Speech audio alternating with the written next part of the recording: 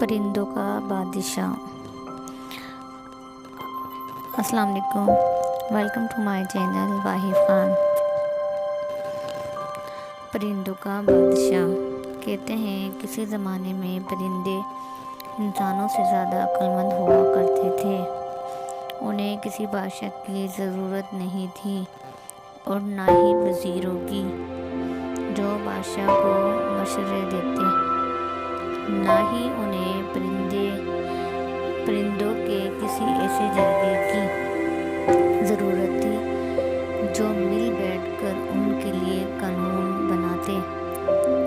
ان دنوں میں جب بھی پرندے اکٹھے ہوتے تو وہ ایک دوسرے سے خوشی خوشی گپیں ہانکتے اور بتاتے کہ کون پیدا ہوا ہے اور کون مر گیا ہے، کون سے پرندے کے بچے یتیم ہو گئے ہیں، اور وہ قوانین بنانے کی بجائے اہم مسائل ایک دوسرے کو بتا دیتے تھے۔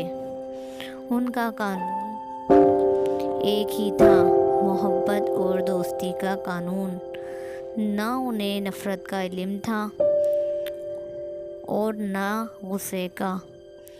لیکن پھر ایک مکار ان کے علاقے میں داخل ہو گیا۔ اس نے ارد گرد جائزہ لیا، پرندوں کی خوشیوں کا دشمن تھا۔ اس نے مور سے کہا، تم اپنے آپ کو عام سا پرندہ کیوں سمجھتے ہو، حالانکہ تم باقی سب پرندوں سے زیادہ خوبصورت ہو۔ مور اس کی لچھے دار باتوں میں آ گیا اور بڑے فخر سے خود کو تالاب کے پانی میں دیکھنے لگا۔ پھر وہی شخص عقاب کے پاس گیا اور اسے کہنے لگا، تم یہ مریل سے پرندے کوئل کو اپنا دوست کیوں سمجھتے ہو؟ کیا تم باقی سب پرندوں سے زیادہ طاقتور نہیں ہو؟ تم بادلوں سے بھی اوپر اڑنے والے ہو۔ تم آسانی سے اپنی چونچ سے اس کے ٹکڑے کر سکتے ہو۔ عقاب اس کی باتوں میں آ گیا، اڑ کر گیا اور اپنی چونچ اور پنجوں سے کوئل کو گھونسلہ تہس نہس کرایا۔ اس طرح آہستہ آہستہ وہ مکار پرندوں کے بیچ دشمنی کے بیج بونے میں کامیاب ہو گیا۔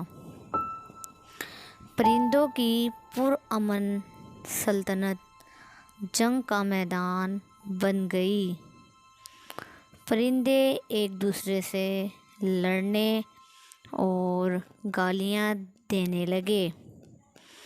آخر کار طاقتور پرندے کمزور پرندوں کو شکار کرنے لگے۔ ہر کوئی اپنی طاقت پر ناز کرنے لگا اور کمزوروں کو برا بھلا کہنے لگا۔ ایک دن ایک ننھے سے پرندے نے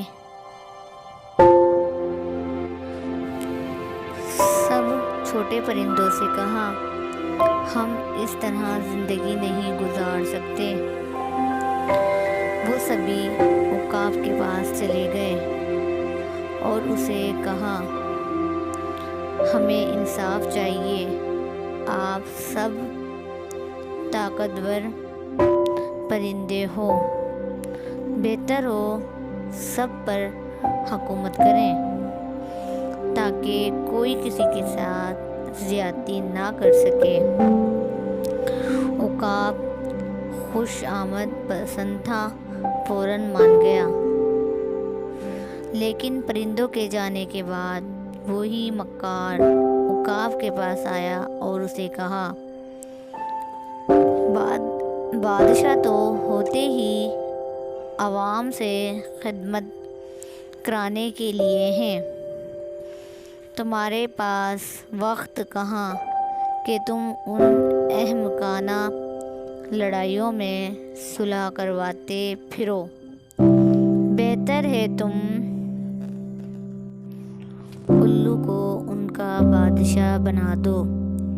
اس کی آنکھیں قیمتی پتھروں جیسی ہوتی ہے، وہ صرف رات کو دیکھ سکتا ہے، اور جب روشنی میں دوسرے پرندے ہواؤں میں پرواز کرتے ہیں تو وہ کچھ نہیں دیکھ سکتا، اس لیے وہ کسی کے معاملے میں دخل نہیں دے گا، اور ہر کوئی وہی کرے گا جو اس کا دل چاہے گا۔ عقاب کو یہ ترکیب بہت اچھی لگی۔ اس نے الو کو پرندوں کا بادشاہ بنا دیا۔ الو دن کو سویا رہتا ہے اور رات کو جاگتا ہے۔ جب باقی پرندے مزے سے اپنے گھونسلوں میں سوئے ہوتے ہیں، تبھی تو آج تک وہ پرانے امن والے دن پرندوں کی سلطنت میں نہیں لوٹے، اور آپس میں لڑتے رہتے ہیں۔